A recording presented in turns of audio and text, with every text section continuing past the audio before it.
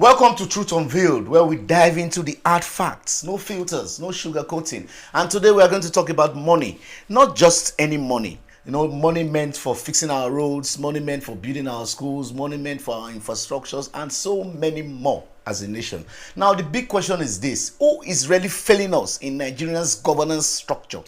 Is it the federal government, the state, or the local government councils? So let's break it down. In February 2025 alone, the Federation Account Allocation Committee, aka FAC, shared 1.678 trillion among the three tiers of government. Now, here's the official slice. The federal government got 569.656 billion, while the state governments got 562.195 billion. Then the local government councils combined got 410.559 billion.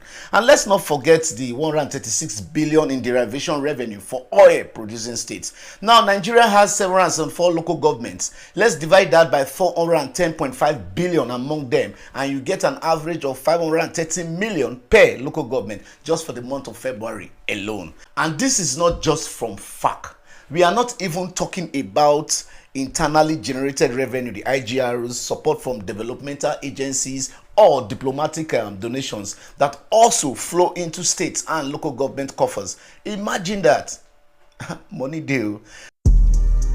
So let's give credit where it is due. The federal government, despite its challenges, is doing things you can actually see.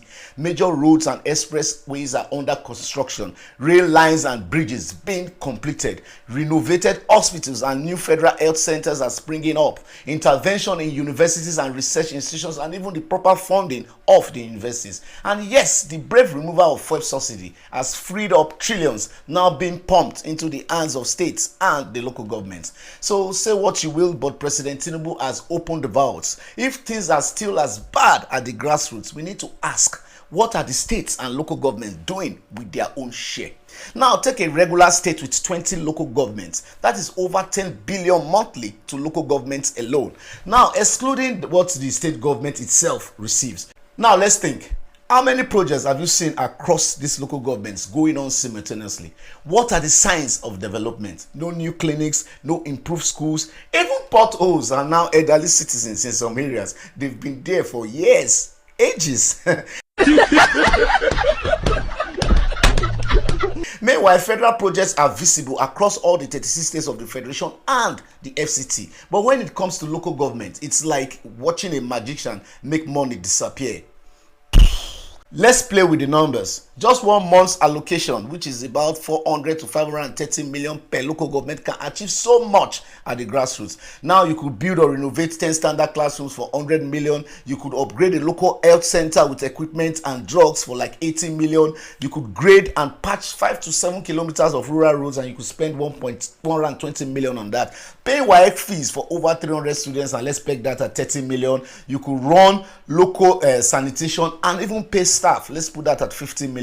Then provide agricultural support and tools. Let's put that at 20 million, for local farmers. Then that is just 1 month. So let's multiply this by 12. Then you could transform an entire community. Yet, most local governments can't even maintain grasses at its local government secretariat, talk less of building infrastructure. So where exactly is the money going? So let's be honest, who should carry the blame? Is it the federal government? These people are doing projects across all regions that are visible. They have handed out more money than ever before. Thanks to subsidy removal, states and local governments now earn triple of what they used to get. Now, the real problem is closer than you think. It's in your own state, your own streets, your own local government. Because if over 500 million is dropping monthly for your local government, and the only development you see is a new billboard of the chairman smiling, then my friend, your local government is not broke. It is just irresponsible. So let's stop shouting at Abuja, Abuja, Abuja when our real problems lie down the road. Hold your local government and state leaders accountable, because government doesn't start from the top. It starts from your street. Now, this is Truth Unveiled. My name is Osigwe Omo-Ikirodah, and I'm the principal and CEO of Bush Radio Academy.